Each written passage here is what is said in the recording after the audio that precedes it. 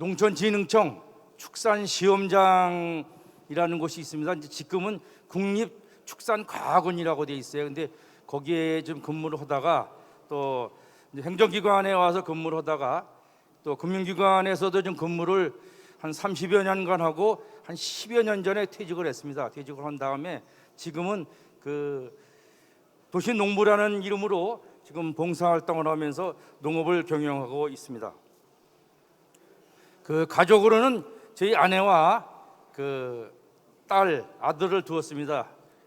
딸은 결혼을 해서 현재 이제 두 애를 둬가지고 유치원 또 어린이집을 다니고 있고, 아들은 현재 그 대학에서 그 석사 과정을 마치고 지금 박사학위 공부를 하고 있습니다. 저희 집사람은 그 경기도 문화관광해설사에 그 일을 하면서 중앙 단위에서 임원의 역할을 맡고 있습니다. 그래서 며칠 전에 그 농장의 그 손녀딸들이 그 휴일이고 그래서 어디도 못 가기 때문에 놀러 오는 모습을 하나 찍어놨습니다. 저는 그 공직에 근무하면서 그 지역의 봉사를 나름대로 하고 있었습니다. 그래서 하다 보니까 그 학교에마다 그 학교에 운영위원회라는 게 있습니다. 운영위원회라는 게 있는데 초등학교도 운영위원회 있고 뭐 중고등학교 다 있는데, 초등학교에서 그 운영위원장을 맡다 보니까 학생들하고 교감도 많이 하고, 그러다 보니까 또 학생들이 그 세계 그 창의력 올림피아드 세계 대회에 나가는 그런 계기가 있어가지고 그때 지원도 좀 하고, 그러다 보니까 그때서부터 그 학생들하고 좀 교감을 많이 했습니다. 그리고 그래서 중학교, 고등학교에 그 운영위원장을 맡았고, 또 나름대로는 그 직장 퇴직한 이후에는 그 우애와 봉사라는 그런 단체를 가지고 있는 그 BBS에서 청소년들을 대상으로 감시단 활동을 계속 해오면서 그런 홍보라든지 상담이라든지 이런 봉사의 중요성을 인식하고 활동을 지속적으로 해오고 있습니다. 제일 지금 오늘 아까 사회자 또 아나운서께서 말씀하셨듯이 그 2017년도에 그 도시농업 육성리 지원에 관한 법률에 의해서 그 도시농업 관리사 제도가 개설이 됐습니다. 그때에 저희 그 이런 교육기관에서 교육을 받게 됨으로부터 그 도시농부라는 이름으로 지금 회원들이 모여서 그런 난 도시농부 네트워크라는 단체를 만들어서 지속적으로 활동을 하고 있고요. 그래서 그 하다 보니까 서울, 경기, 인천, 일원의 그 수강생들이 같이 모여서 그런 사람들이 활동을 하고 있습니다. 그래서 2018년도 5월달에 그 창립총회를 열고 그때서부터 매년 이렇게 그 다양한 활동을 하고 있습니다. 요거는 그 도시농업의 관리사 자격증을 땄다고 제 나름대로 그냥 사진 하나 올려봤습니다. 그래서 그 매년 학생들하고가 아니라 일반인들을 대상으로 해서 그 직장인들, 은퇴자라든지 직장에 다니시는 분들하고 그분들이 같이 모이기 때문에 상반기, 하반기에 나눠서 2번 정도의 포럼을 계속 그 진행을 하고 있고요. 또 인근에 있는 그 지역 아동센터라든지 장애인 단체라든지 해서 저희가 직접 그 농산물을 재배한 것을 가지고 이렇게 그 김장 봉사도 하고 있습니다. 그래서 요즘에는 어디고 코로나 상황 때문에 이렇게 활동하는데 굉장히 어려움이 있습니다. 그렇지만 또 농촌에서든지 들판에서는 나름대로 그 방역 수칙을 준수하면서 계속 활동을 추진하고 있습니다. 그래서 얼마 전에도 그 지난해인데 그 교육을 화해장식에 대한 그 교육을 수업하고 나서 사진을 하나 찍어본 게 있어서 올렸습니다. 그래서 지금도 이렇게 마스크 쓰고 또 활동을 하면서 하고 있습니다. 여기는 지난해 그 김장 담그기 봉사 활동을 하는 모습인데, 직접 그 김장을 담가서 또 이렇게 소포장 또는 큰 포장을 해서 지역 아동센터라든지 장애인 단체에 가서 나눔 행사를 하고 있습니다. 그래서 이건 올해 상황입니다. 그저께 이제 그 초등학생들을 대상으로 해서 그 애들이 요즘에는 이제 어디 못 나오기 때문에 체험 활동으로 해가지고 그 저희가 하는 농장, 각 회원들의 농장이 있어서 그 농장에 가서 직접적으로 이렇게 체험을 활동하고 학생들하고 같이 사진을 찍어보았습니다.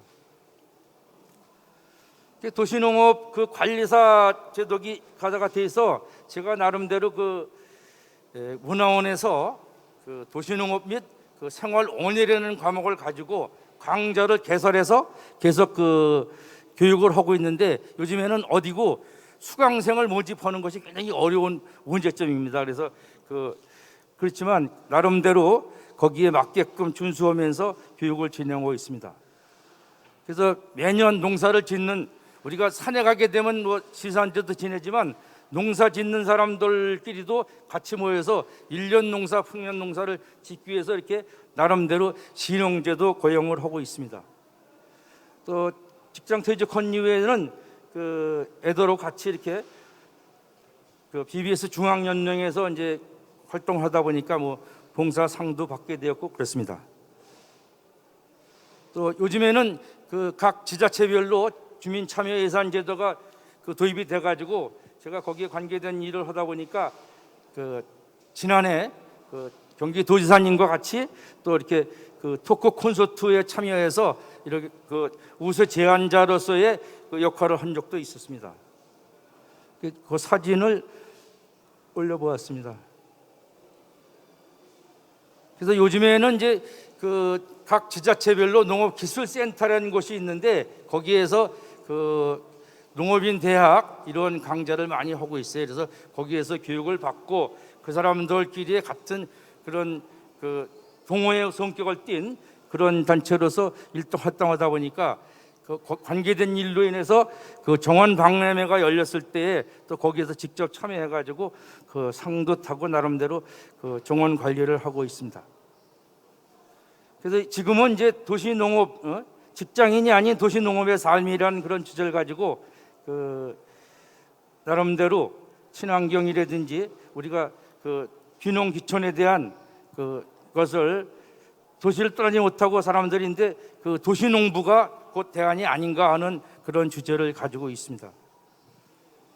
그래서 그 직접 그 농사를 지면서 먹거리를 만들다 보면 유기농으로 재배한 것이 굉장히 그 자기가 손수 지었기 때문에 또 그래서 저도 오래 전에 농지를 구입해 가지고 그 전답에 대한 걸 했는데 거의 이제 그 농지가 논이 많다 보니까 그것을 좀 매립을 했습니다. 매립을 해서 이제 했는데 매립을 하다 보니까 농사 짓는 거에 대한 것이 그 흙을 살려야 되는데 산흙이다 보니까 산에서 가져온 것이 이렇게 그 돌도 많고 그래서 매년 그 골라내는데 굉장히 어려운 점도 있습니다.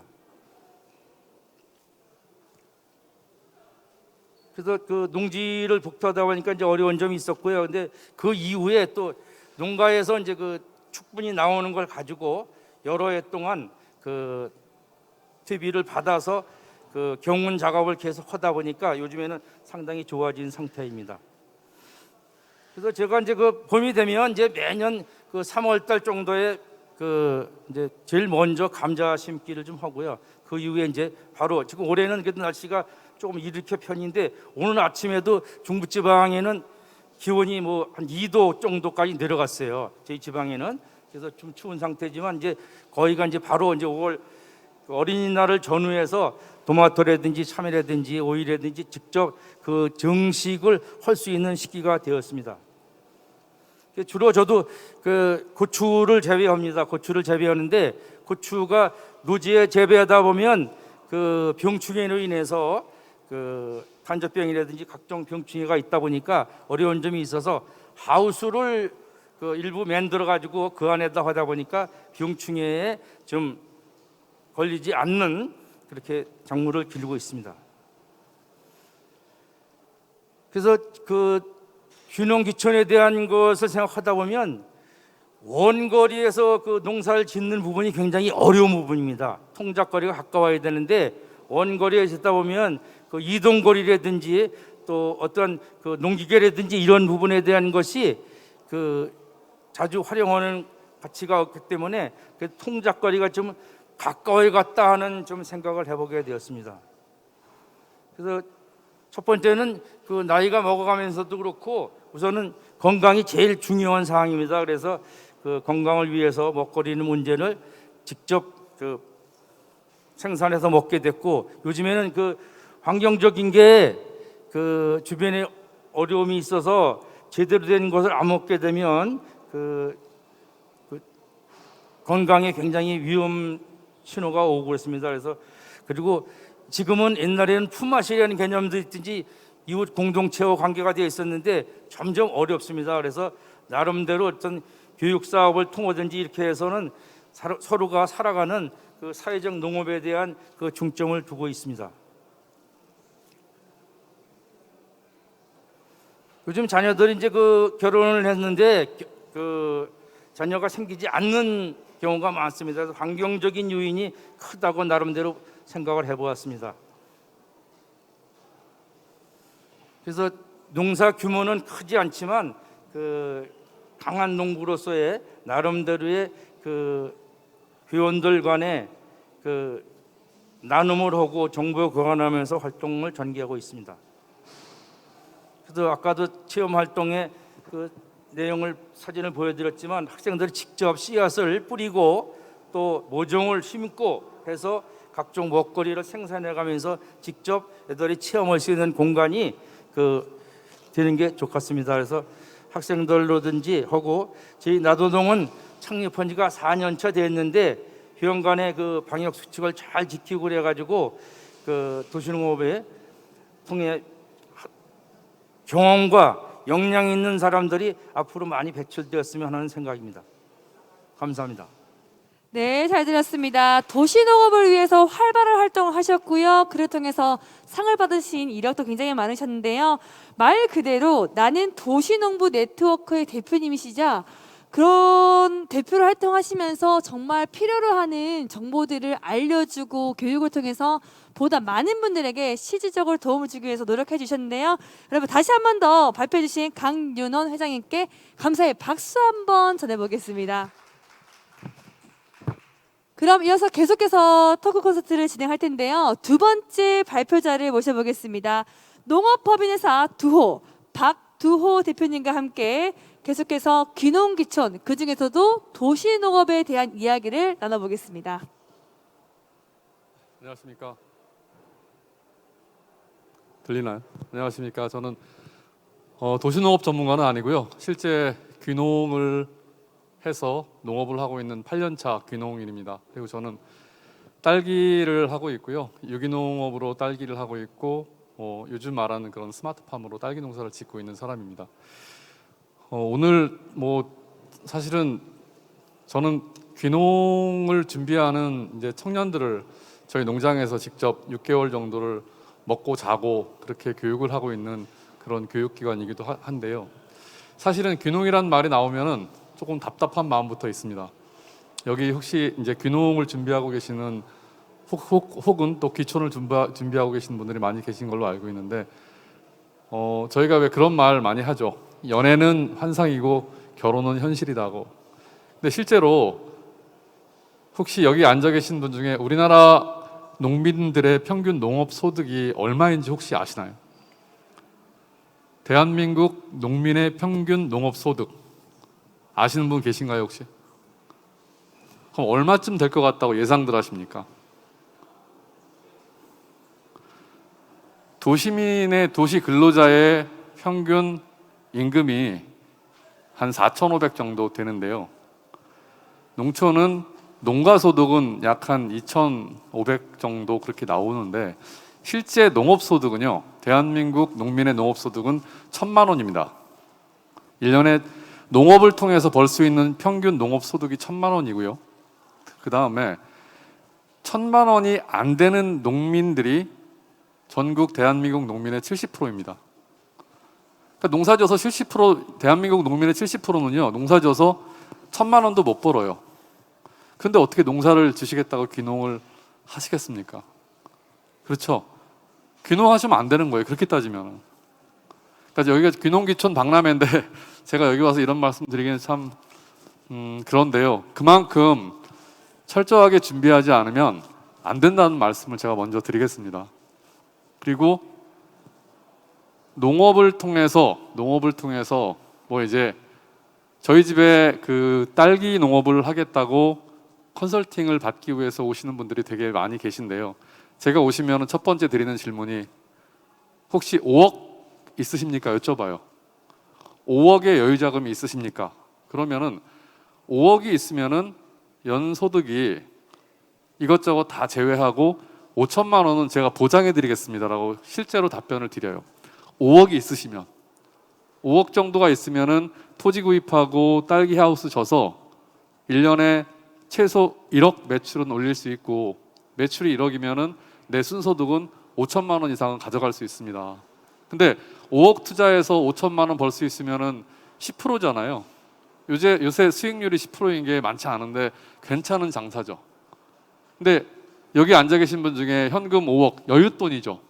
막 악을 써가지고 모을 수 있는 그런 돈 말고 현금이 여윳자금이 5억이 있으신 분이 그렇게 많지는 않잖아요. 그러면은 제가 그분들한테 5억이 없는 분들은 지금 귀농하시지 말라고 해요. 귀농하지 마시고 다른 방법을 좀 찾아보시라고 말씀을 드리는데, 아무튼 그 귀농에 대한 부분은 정부에서 홍보하는 거나 이런 것들이 귀농을 하시려고 하신 분들에게 자칫 너무 장밋빛 희망을 주는 것 같은 그런 우려가 솔직히 저는 많이 있습니다. 저는 공부를 좀 많이 했어요. 미국에서 농업경제학 박사를 하고 그 공공기관의 연구원에서 한 10년 정도 근무를 하다가 이제 2013년도에 제가 4대강 사업에 너무 깊숙이 인발보를 하고 있어서 이제 그 이명박 정권이 끝나면서 저도 퇴사를 했는데요. 퇴사를 하고 저도 무작정, 정말 교육도 받지 않고 무작정 딸기하고 포도 농사를 지었습니다. 그래서 지금까지 짓고 있는데 아까 제가 말씀드린 부분을 잠깐만 더 말씀을 드릴게요. 도시하고 농촌이 이제 소득 격차가 나는 부분하고 여러분들이 반드시 아셔야 되는 부분이 바로 여기인데요. 대한민국 농민의 농업 소득은 2000년부터 시작해서 지금 2021년인데 정말 10원 한 장 변하지 않았습니다. 2000년도에도 1000만 원, 지금도 1000만 원이에요. 앞으로도 그럴 거라고 저는 판단이 되고요. 그리고 그렇기 때문에 농촌은 계속 늙어가고 있죠. 저희 마을에서 제가 올해 56살인데 저희 마을에서 제가 막내예요. 그리고 제가 요즘에 저희 농장에서 청년들을 대상으로 계속 그 교육을 같이 하고 있는데 주변에 계신 분들이 그런 질문 많이 합니다. 그냥 혼자 농사 지면 되지 왜 청년들 데려다가 그렇게 교육하고 막말로 개고생을 하고 있느냐 그런 질문을 하면 저는 뭐라고 말씀드리냐면 제가 56세인데 지금부터 30년만 있으면 제가 86세잖아요. 그럼 저희 마을에 저 혼자밖에 없습니다. 다 돌아가시고 저 혼자밖에 안 남을 거예요. 제가 귀농한 지 7년 됐는데 소위 말해서 쫄따구를 아직 한 명도 받지 못했어요. 앞으로도 그러면 저는 80 넘은 노인네가 마을에 혼자밖에 없는 거예요. 그게 되게 슬픈 현실이고, 근데 제가 사는 마을만 그렇지 않아요. 저는 그래도 수도권과 멀지 않은 천안에 있는데요. 전라도, 경상도, 강원도는 더하죠. 계속 그렇게 늙어가고 있고 그러다 보니까 정말 마을은 점점 사라지고 있어요. 그러니까 이렇게 사라지고 있는 상황에서 이 귀농과 귀촌에 대한 부분은 사실은 농촌의 입장에서 보면 굉장히 정책적으로 중요한 일인데 지금 정부에서 하고 있는 귀농이나 귀촌 정책을 보면은 왜 저러지라는 왜 저렇게밖에 안 하지라는 그런 생각이 솔직히 많이 들고요. 자, 공무원 경쟁률이 9급 공무원입니다. 35대 1이에요. 매년.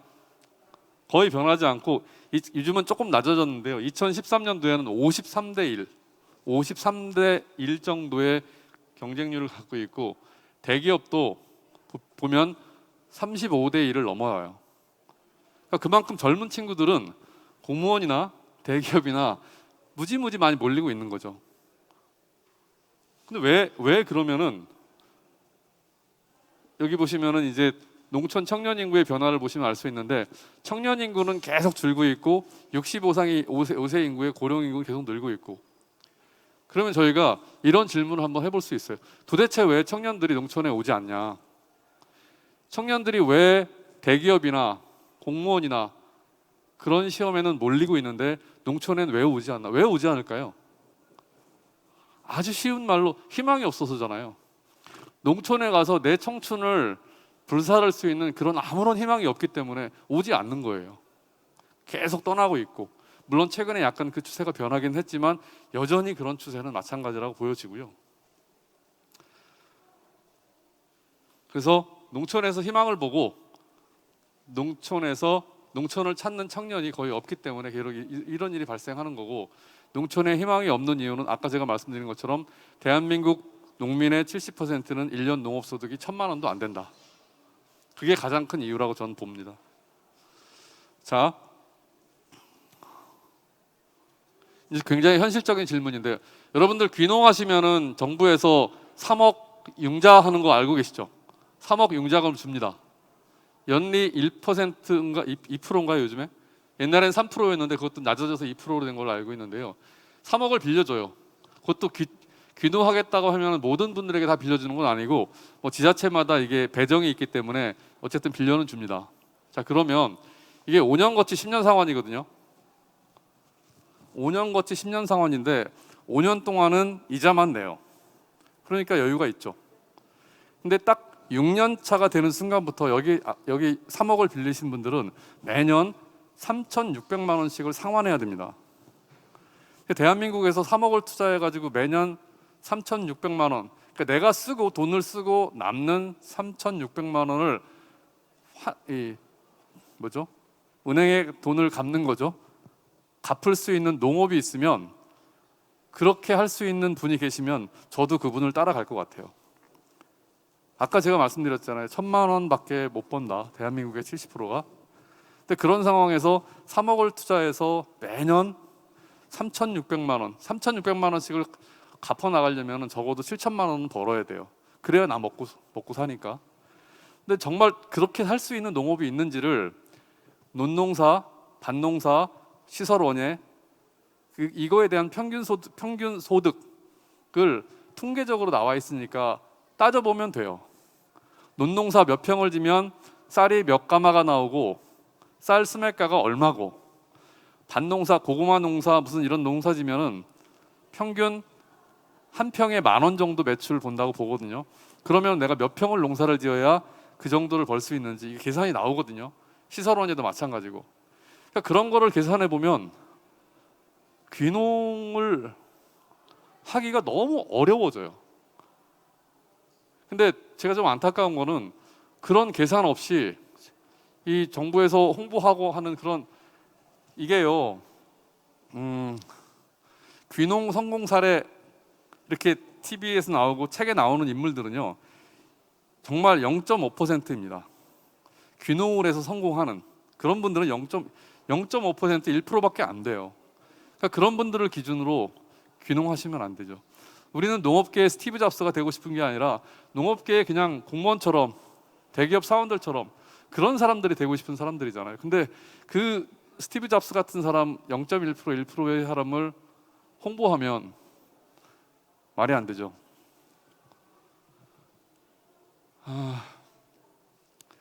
그리고 제가 정말 본질적으로 드리고 싶은 질문은 이제 우리 정부에게 드리고 싶은 질문은 그거예요. 농촌이라는 곳이 이제 우리는 우리나라 국토를 보면 농촌과 도시로 이렇게 나눌 수 있잖아요. 농촌이라는 공간이 정말 필요한 공간이라고 생각하십니까? 그러니까 우리 대통령께도 그렇고 뭐 국회의원들 정치하시는 분들에게 정말 농촌이라는 공간이 꼭 필요한 공간이라고 생각하십니까? 라는 질문을 드리고 싶어요. 그리고 정말 농촌이라는 공간이 꼭 필요한 공간이라면 어떤 이유에서? 자, 다 아는 얘기죠.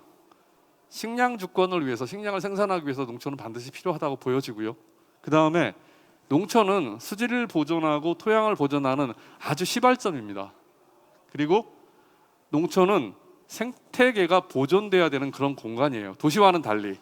그 다음에 자연경관, 문화경관, 그리고 과거의 농촌이 갖고 있던 기본적인 농촌의 공동체 문화복원, 이런 여러 가지 이유로 농촌이 사라지면 안 되는 이유는 충분히 있다고 보여지고요. 정말로 농촌이 꼭 필요한 공간이라서 우리나라 1년에 농업 예산이 15조나 돼요. 적지 않습니다. 근데 15조나 되는 그런 농업 예산들을 우리는요 보면은 무슨 6차 산업, 뭐 스마트팜, 대한민국에서 6차 산업 할 수 있는 농민은 0.1%, 1%밖에 안 돼요. 대한민국에서 스마트팜 몇 천만 원씩 들어가는 그 스마트팜을 농장에 적용할 수 있는 사람 얼마 안 됩니다. 근데 그게 국가 농업 정책의 제일 큰 화두가 되는 이게 전 사실 납득이 좀 안 가고요. 이런 역할을 하는 그런 농촌에 새로 사람을 들이는 일이잖아요. 귀농이든 귀촌이든. 그럼 그렇게 새롭게 이렇게 중요한 공간에 없어지면 안 되는 그런 공간에 사람을 들이는 일이라면 그만큼 정성을 쏟아야 되는데 3억 빌려주고 그 다음은 나 몰라라 하면은 안 되죠. 그래서 저는 이런 말도 안 되는 황당한 생각을 사실은 해봅니다. 자, 우리나라의 농업을 전문적으로 가르치는 대학이 한국농수산대학이라는 데가 있고 천안에 연암대학교라는 곳이 있어요. 옛날에는 농전도 많았었는데 다 없어졌죠. 농업을 전공으로 하는 대학생들이 있는데 이 중에서 실제로 또 농촌에 가서 농업을 하는 사람들이 그렇게 많지는 않은데요. 평균 졸업생이 한 3,000명 정도 됩니다. 그런 그 3,000명 중에서 정말로 농촌에서 농촌의 공동체 복원에 이바지할 수 있고 농촌이라는 공간을 열심히 잘 가꾸면서 농업을 할 수 있는 그런 학생으로 지원이 될 수 판단이 될 수 있다면 차라리 그런 친구들에게 한 달에 월급 300만 원씩 주시면 그 예산이 훨씬 더 적다고 생각해요.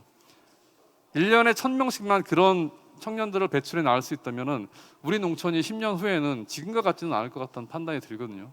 그래서 귀농 정책을 추진함에 있어서 지금처럼 계획 없이 한다면 좀 너무 심한 말인 것 같고 지금처럼 너무 그냥 사막에다가 내놓고 알아서 먹고 살으라는 식의 귀농 정책보다는 좀 체계적이고 정말로 농촌에서 일할 수 있는 귀중한 인재들을 길러낸다는 마음으로 이 귀농 정책이 조금 더 체계적이었으면 좋겠다는 마음이고 정말 좀 농촌 안에서 보면 답답한 게 너무 많습니다.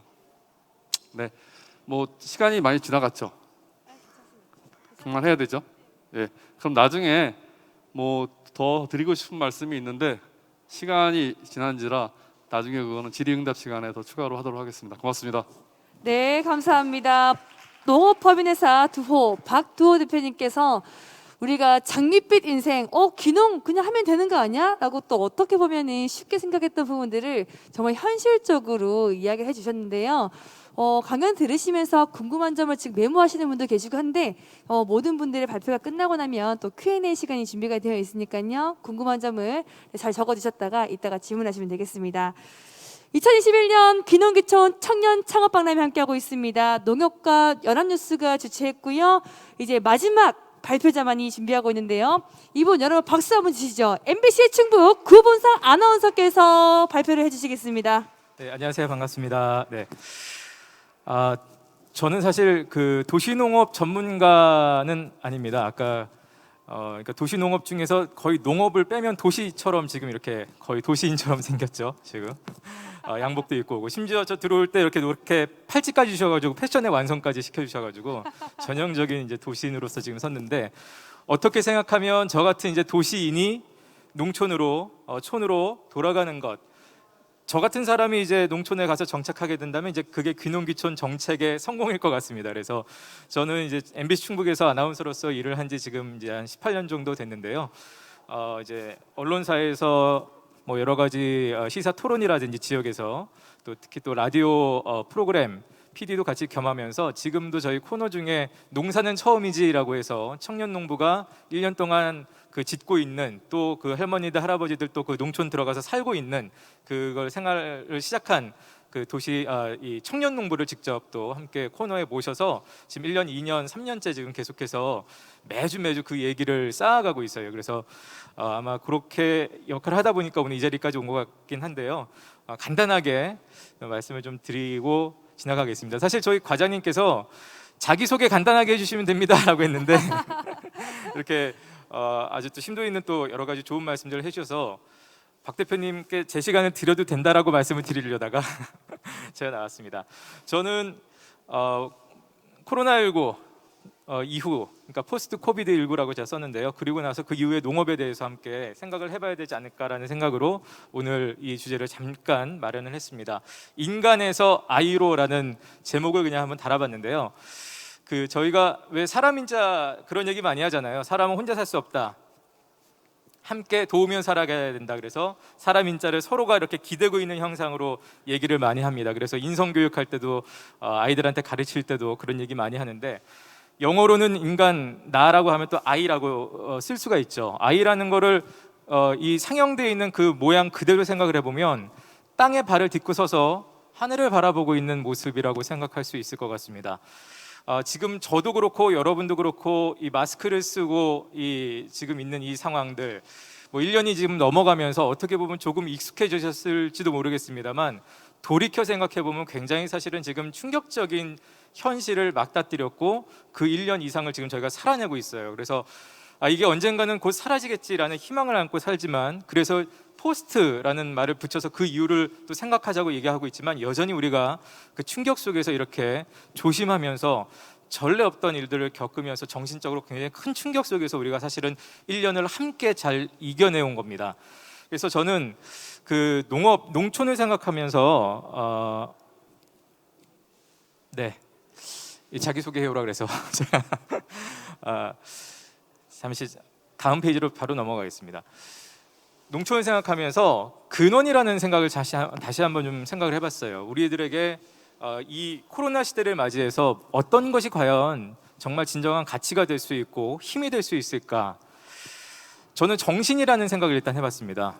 우리가 뭐 몸이 건강하고 또 육체가 건강하고 뭐 얘기하지만 사실은 마음이 건강하다는 걸 많이 얘기하지 않습니까? 이 코로나 시대에서 사실은 질병에 감염되는 위험도 있지만, 감염을 앞에 둔 우리 스스로의 공포, 우리 스스로의 그 자세들, 여기서 무너져 있던 것들 때문에 힘들었던 것들이 사실 굉장히 많거든요.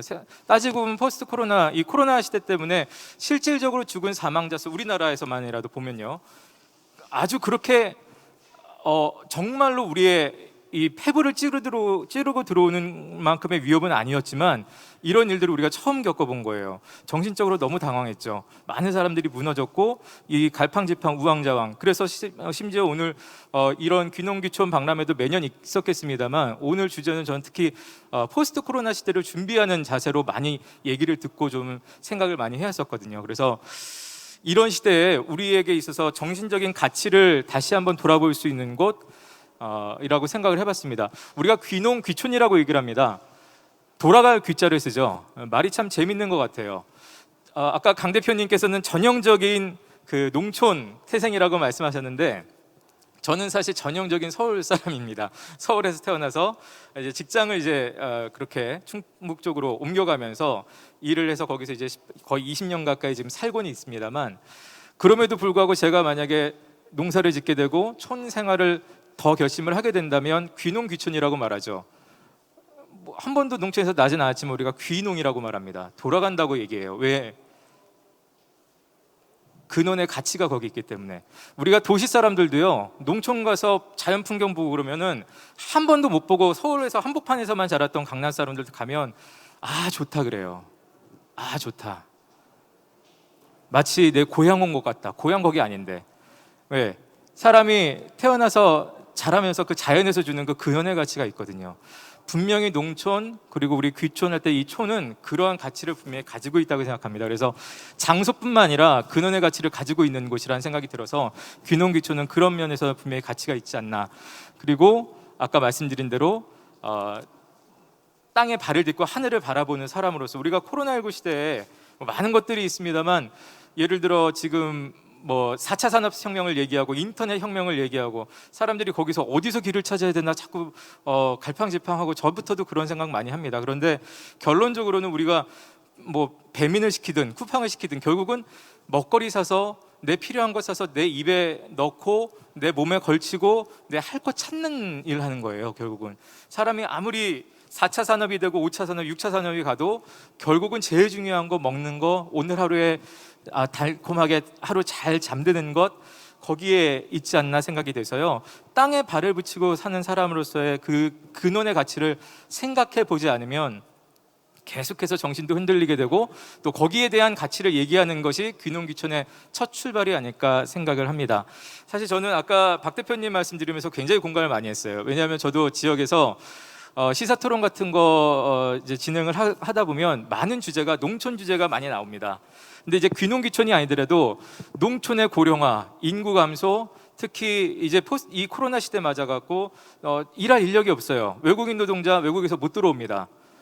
너무 어려운 지경이에요. 현실은 그런 지경이에요. 그런데 귀농귀촌을 우리는 얘기를 해야 되고 그럼에도 불구하고 얘기를 해야 된다라고 얘기를 할 때는 참 많은 어려움이 있는 것 같아요. 그래서 저는 아까 박 대표님의 말씀을 들으면서는 저도 속으로 선택과 집중이다. 이 정책이라든지 여러 가지 면에서 분명히 제할 것은 제하고 집중할 것을 집중해서 일이 되게 해야 된다.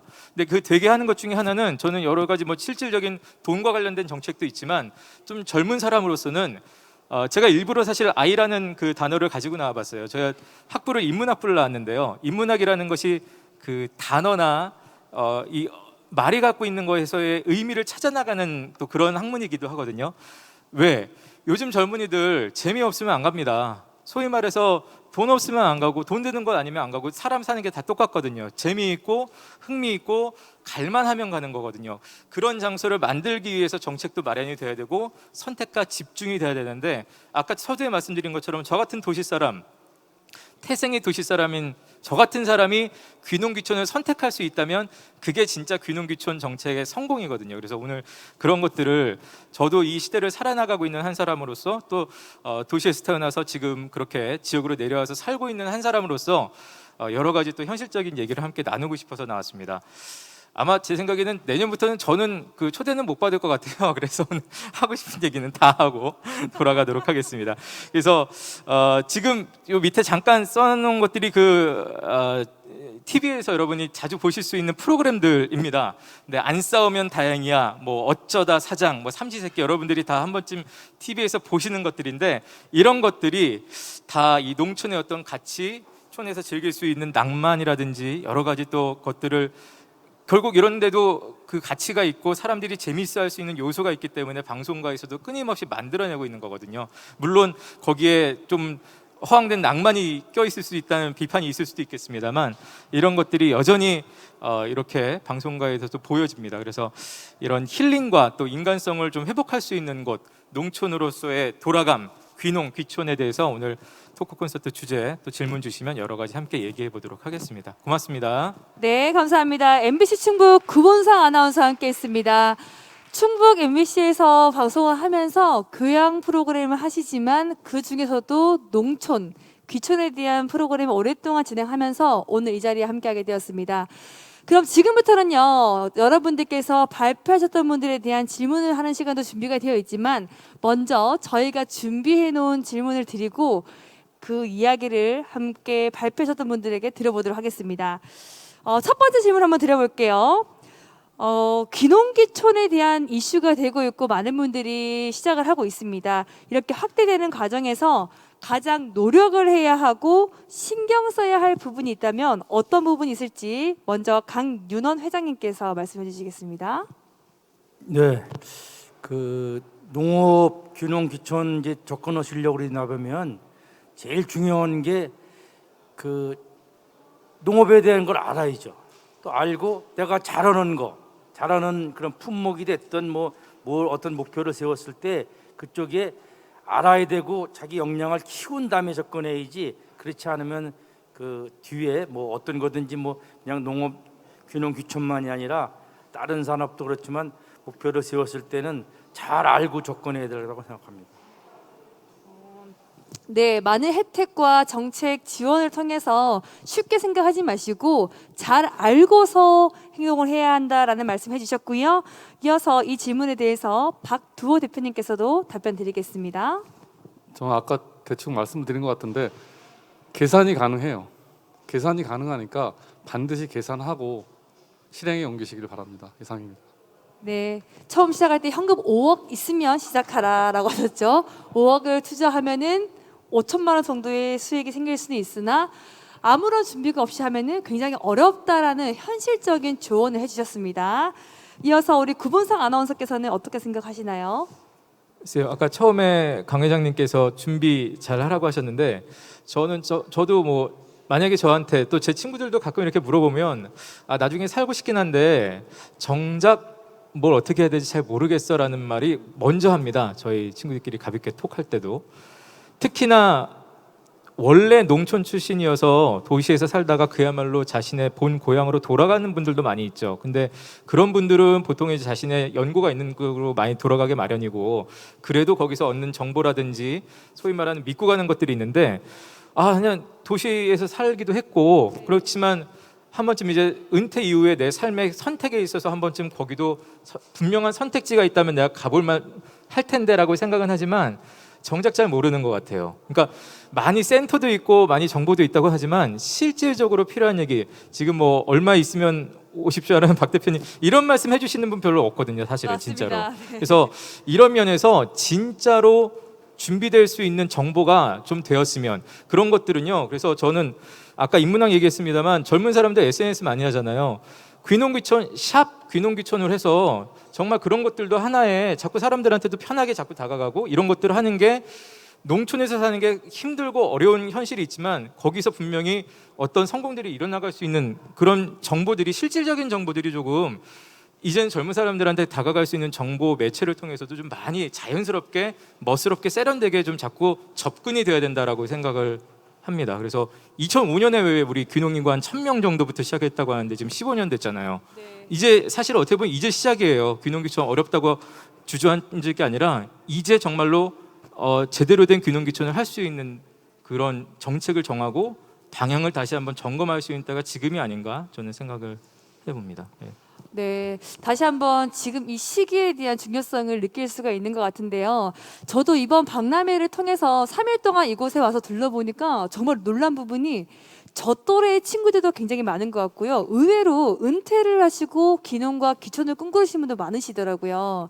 아까 세 분의 발표를 듣다 보니 모든 세상이 지금 코로나 이후에 많은 변화가 있었지만 무엇보다도 농업 사회에서도 귀농 귀촌하는 곳에서도 많은 변화가 있더라고요.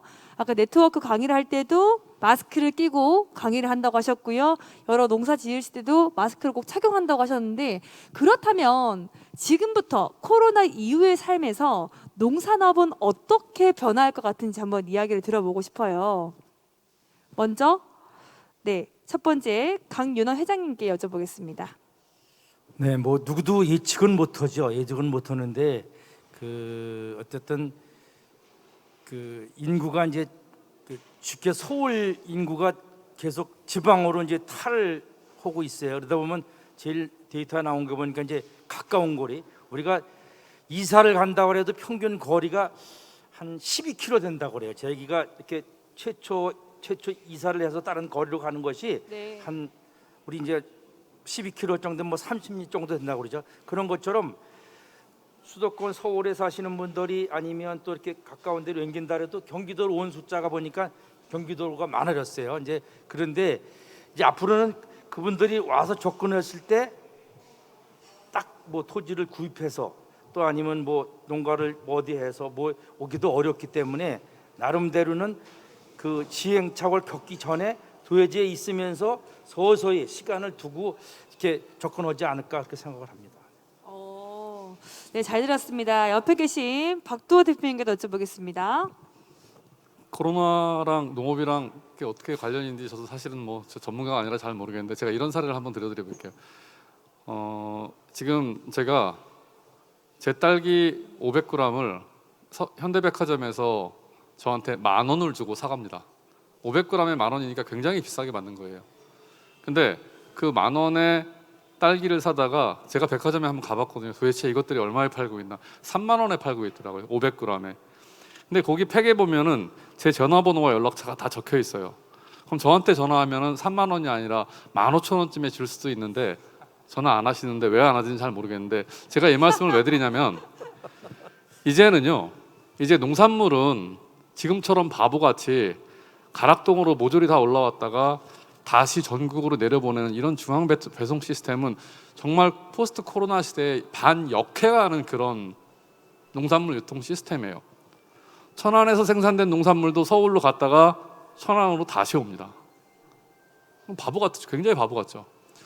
천안에서 생산된 농산물은 우선은 천안 시민들이 먹고 남는 걸 다른 데로 갖고 가야 되는데 지금 우리나라 여기 유통공사도 책임이 좀 있죠. 그런 상황이에요. 그래서 이제는 포스트 코로나 시대에는 농산물의 유통은 지역에서 유통될 수 있는 시스템으로 중앙 집중형이 아니라 그런 식으로 분산된 시스템으로 가는 게 맞고 지금 그런 식으로 정책이 가고 있다고 저도 판단을 하고 있습니다. 네.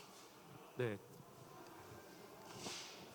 글쎄요. 저는 이제 포스트 코로나 얘기하니까 이제 코로나 그래도 곧 언젠가 끝나지 않을까요, 여러분? 근데 다들 이제 보복 소비, 요즘 뭐 보복 여행 뭐 얘기하면서 하는데 사람이 부대끼지 않으면 못 살거든요. 땅 밟지 않으면 못 살고. 그래서 저는 그게 크게 어떤 급격한 변화가 있을 거다라는 생각보다는 이런 코로나 같은 경험해보지 못한 충격이 언제 또 다른 형태로 또 올 수도 있지 않을까라는 그거 하나가 우리들한테 좀 심겨졌다고 생각해요. 그래서 그런 면에서 볼 때 우리가 이때까지 좀 등한시했던 인간성, 소위 말하는 힐링, 정말 사람 사는 게 뭔가라는 거에 대한 끊임없는 질문들을 이번 기회에 조금은 각자는 또 해보지 않았을까라는 생각에서 농촌이든 농업이든 그런 면에서 사람들을 유입할 수 있는 그런 것들이 좀 지혜롭게 마련된다면 귀농귀촌뿐만 아니라 농업도 좀 슬기로우면서 더 살릴 수 있는 기회는 될 수 있을 것 같다. 이런 위기가 저는 그런 생각을 합니다.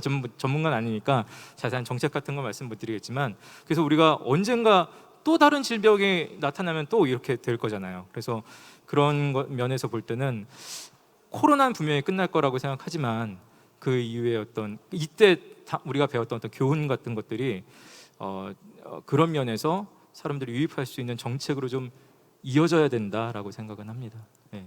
네, 모두가 사실 코로나를 처음 겪는 일이라 당장에 어떤 해결책은 없지만 그래도 하나씩 준비하고 있는 그 부분이 앞으로의 귀농귀촌 산업의 농산업의 크나큰 희망이 되는 것 같습니다. 자, 그럼 지금부터는요 함께하고 있는 분들에게 방금 발표하셨던 강연자들에 대한 궁금증 혹은 귀농귀촌 또는 농산업에 대해서 궁금한 점이 있는 분들은 손을 들어주시면 질문할 수 있는 기회를 드리도록 하겠습니다. 질문하실 분 계신가요? 여기 앞에 아버님 질문, 네, 마이크를 전달해 드리겠습니다. 그러면은 어디 사시는 누구신지 성함 말씀하시고 질문해 주세요. 예, 저는 그 수유동에서 온 박성우라고 합니다. 저는 이제 그 스마트팜에 대해서 굉장히 관심이 많은데요. 아까 그 박 대표님께서 5억이면은 낼 수 있는 수익이 얼마냐? 근데 이제 제가 알고자 하는 것은 그러면 이제 농지구입부라든가 기타 등등 거기에 이제 그 반영구적인 그 스마트팜 그 시설 유리온실이라고 이제 표현할까요? 그걸 하려면 도대체 몇 평당 얼마가 드는지를 모르겠고 그것뿐만 아니고 이제 거기에 따른 여러 가지 부대 시설이 있을 거 아닙니까? 난방이라든지 뭐 수도라든지. 그러면 5억을 가지고 과연 투자를 해서 일단 그 스마트팜에 투자를 하면은 회수를 해야 되는데 그게 가능한지 그게 좀 궁금해요. 우선은 제가 이제 스마트팜 관련된 강의를 좀 많이 다니는 편인데요. 제가 그런 예를 꼭 듭니다. 스마트팜은 우리 이세돌과 바둑을 둔 알파고가 아니에요. 스마트팜은 그냥 엄밀히 말하면 조금 더 고도화된 그런 자동화 시스템이라고 보시면 됩니다. 우리나라의 스마트팜은 그냥 자동화 시스템이에요. 알파고 아니에요. 가끔 정보 보면은 이렇게 뭐 휴대폰 들고 이렇게 아이패드 같은 거 들고 얘가 농사 다 지어줘요. 그거 다 뻥이에요. 그거 있을 수가 없는 일입니다. 그러니까 그런 착각은 안 하셨으면 좋겠고요. 농민이 정말로 똘똘해서 정말로 똑똑해서 스마트팜 시스템에 제대로 된 정보를 입력해 주어야 걔가 알아서 환경 제어를 해주는 것이 얘가 스스로 절대 하지 않습니다. 근데 광고 보면 얘가 다 해주는 것처럼 해주죠. 그거 아니고요. 우선은 스마트팜이 돈이 굉장히 많이 들어가지 않습니다. 그거 설치하는데 1000평, 1500평 정도의 하우스 기준으로 약 한 1500 정도면 됩니다. 근데 네덜란드의 비싼 시스템은요, 하나에 한 1억 5천쯤 합니다. 근데 그 1억 5천짜리 시스템은 우리가 전혀 쓰지도 못하는 그런 시스템이기 때문에 전혀 필요가 없고요. 그리고 꼭 필요한 정도의 스마트팜 시설만 하면 되기 때문에 내 시설에 맞는 걸 하면 되고, 지금 선생님은 유리온실 말씀하셨는데 귀농을 하시려고 하시는 분들이 지금 농업으로는 유치원생이잖아요. 근데 유리온실이라는 그런 하이테크 시설 저는 하실 이유 없다고 보고요. 네, 그렇기 때문에 굳이 그것까지는 지금 걱정 안 하셔도 되고, 다만 선생님 질문에 답변을 드리자면 스마트팜 시스템을 적용해서 한 그 정도 낮은 비용으로 적용해서 농업을 했을 때 그만큼의 투자 효과가 있냐라는 질문을 저한테 하신다면 저는 있다고 말씀을 드릴게요. 네, 잘 들었습니다. 근데 아까 강연 중에 박두호 대표님께서는 그 귀농귀촌을 꿈꾸는 분들에게 그 숙식을 제공하면서 교육을 하신다고 했잖아요. 그 어디서 할 수 있는지 한번 잠깐 이야기 좀 해주시죠. 그거는 뭐 제가 개인적으로 하는 건 아니고요. 농림축산식품부에 농정원이라는 데가 있죠. 여기 귀농귀촌 종합센터가 있고, 귀농귀촌 종합센터가 전국에 있는 그런 뭐 농장이죠. 그러니까 청년들을 교육할 수 있는 농장을 공모를 해서 평가를 한 다음에 선정을 해놨고요. 전국에 지금 제가 알기로는 한 15군데 정도의 농장이 있는 걸로 알고 있습니다. 그래서 한 800만 원 정도를 농림부가 청년들에게 지원을 해주고요. 청년들이 한 200만 원 정도의 자부담을 내고, 물론 저는 그 자부담도 그냥 제가 내주는데 1000만 원 정도의 예산으로 6개월 동안 농민인 저하고 먹고 자고, 저희 집에서 제가 새벽 5시에 일어나면 5시에 일어나서 딸기 농장 가서 일하고, 그렇게 6개월을 보냅니다. 그렇게 6개월을 보낸 다음에 이제 뭐 창농할 사람들은 창농하고, 또 저희 농장에서 남아서 일할 사람들은 또 남아서 일을 더 배우고. 왜냐하면 여러분들 취업 준비하는데 10년 공부하시잖아요. 적어도 대학까지 다. 근데 이 장래 이 직업인 중요한 이 농업을 직업으로 선택하는데 6개월 동안 농업해보고 직업을 선택한다? 그럼 말이 안 되죠. 적어도 2, 3년은 해봐야 되는 거기 때문에 6개월 교육 후에도 사실은 창업을 바로 할 것이 아니라 계속 교육을 더 받는 것이 맞다고 보여지고요. 교육받는 동안에 또 먹고는 살아야 되니까 그거에 대한 기본적인 생활비 정도는 지원해주고, 어쨌든 뭐 그렇게 지금 진행을 하고 있습니다. 아, 그렇군요. 네. 보충해서 좀 말씀드릴까요? 네. 네. 그 지금 이제 스마트팜 쪽으로도 얘기하셨는데, 지금 정부에서 그 전남, 전북 또는 경상남도 북도에 그 스마트팜에 대한 그런 시설을 하고 하는 것을 요즘에 그 청년들을 대상으로 교육생을 모집하는 게 엊그저께 공고가 뜬 게 있더라고요. 그러니까 혹시라도 자녀라도 그런 데에 참여할 기회가 있으면 5월 30 며칠까지, 5월 달일까지인가 며칠 전에 공고가 떴어요. 그래서 그게 이제 그 정부가 농축산식품부에서 그 여러 군데 공모 사업을 해서 선정이 됐는데 4곳에서 지금 진행이 되고 있습니다. 그래서 학생, 어떤 청년들, 뭐 연세가 높으신 분들은 그거지만 그 청년들이 거기에 그 수강생으로 하여튼 교육생으로 하실 기회가 있으시면 그 검색을 하셔서 거기에 들어가서 교육을 받고, 그 단기 교육이 아니고 장기 교육이니까 그런 데 가서 실습할 수 있는 그런 기회가 됐으면 좋겠습니다. 스마트팜 혁신밸리 사업입니다. 스마트팜 혁신밸리. 네, 요즘은 정말 정보화 시대라는 말이 있잖아요. 이렇게 알려주신 정보를 그냥 듣고 흘리시면 내 거가 안 되지만 그 기회를 잡으시면 여러분들이 그 삶의 주인공이 되시는 거니까 박람회장 한번 둘러보시면서 또 많은 정보도 얻어가시고, 우리 대표님들께서 알려주신 사이트 들어가셔가지고요, 한번 자세히 알아보시면 좋을 것 같습니다. 혹시 또 질문하실 분 계신가요? 궁금한 거 있어요? 손 한번 들어보고, 없으시면 여기까지 마무리하는 걸로 하고요. 오늘 슬기로운 농담, 네, 귀농귀촌에 대한 이야기를 함께했습니다. 세 분과 함께 이야기를 나눴는데요. 그렇다면 지금 함께하는 분들 중에서 앞으로 귀농귀촌을 꿈꾸는 분들, 그리고 예비 농업인 분들에게 이것만은 꼭 기억했으면 좋겠다라는 뭐 당부의 말씀이라던가 응원의 말씀 한 말씀씩 하시면서 이 시간 모두 마치도록 하겠습니다. 네, 농촌도 보면 이제 그 전체적인 그 경기도 같은 걸 얻고 데이터를 보니까 전체 그 귀농하는 그 연령대가 50대, 60대세요. 거의 6%대가. 그리고 40세 이하가 한 3%, 25% 미만인 것 같아요. 근데 그 아까 우리 박 대표님도 말씀하셨지만 점점 농촌이 고령화되고 있기 때문에 좀 새로운 물결이 젊은 층이 들어와서 거기에 지금 스마트팜 말씀도 하시고 그랬는데 그런 거에 접근할 수 있는 그런 시스템.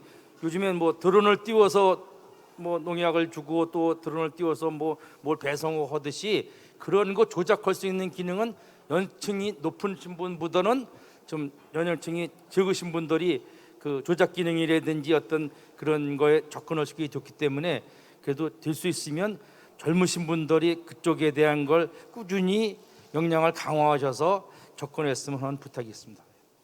네, 감사합니다. 네, 저는 뭐 짧게 세 가지만 말씀드릴게요. 첫 번째는 제가 절대 귀농하셔서 실험하지 말라는 말씀 제가 꼭 당부합니다. 실험하지 마세요. 잘하고 있는 사람 따라하면 되고요. 그렇기 때문에 두 번째로 멘토를 잘 만나시면 이미 50%는 성공하신 거예요. 그리고 세 번째는 농업을 나 혼자 하면 너무 힘들어요. 나 혼자는 물건 팔기도 힘들고 너무 힘듭니다. 그러니까 같이 조직화돼서 잘할 수 있는 곳을 선택하는 것이 귀농했을 때 성공할 수 있는 확률을 높이는 길이라고 저는 판단합니다. 네, 뭐 저는 뭐 전문가가 아니니까 다들 힘내셔서 지혜롭게 길을 찾으셨으면 좋겠고 귀농 하시는 분들도 있지만 귀촌 하고 싶으신 분들도 많더라고요. 그래서 그런 분들은 또 특히 경기도 그래서 귀촌 인구 많다고 하는데 그런 것들 현실인 것 같습니다. 미국만 해도 대도시 인근에 LA라든지 워싱턴 DC 그 인근에 있는 지역들이 사실은 귀농하는 인구들 많거든요. 그런 것들이 결국 사람 사는 게 다 똑같기 때문에 그래서 뭐 인프라도 있어야 되고 농촌에 살만한 정주 여건도 분명히 잘 갖춰져 있어야 되고 여러 가지 필요하고 얘기할 것들이 사실은 굉장히 많습니다. 귀농 귀촌이라는 것 단어 말고도 그 뒤에 백그라운드로 얘기해야 되고 들여다봐야 될 정책들 것들이 굉장히 많은데 그런 것들 뭐 나라에서도 이제 힘쓰겠지만 관련되신 분들이 끊임없이 얘기하고 아까 말씀드렸지만 사회적으로 더 많이 얘기가 됐으면 좋겠어요. 젊은 친구들 사이에서도 귀농 귀촌 같은 것들 정보도 자꾸 더 시장가도 더 나오고 많은 것들이 얘기가 되고 사람들이 관심 가지다 보면 더 조금씩 발전해 나가고 좋은 길을 찾을 수 있지 않을까 생각합니다. 예. 네, 감사합니다. 포스트 코로나 시대의 귀농 귀촌이라는 주제로 슬기로운 농담 시간 함께했습니다. 농업 전문가 세 분과 함께 이야기 나눠봤는데요. 오늘 이 시간은 이제 마무리하는 걸로 하고요. 잠시 후 1시부터 바로 이곳에서 또 특별한 강연들이 준비가 되어 있으니까 여러분 한번 박람회 둘러보시다가 1시에 다시 뵙도록 하겠습니다. 세 분 여러분 감사의 박수 한번 부탁드리겠습니다.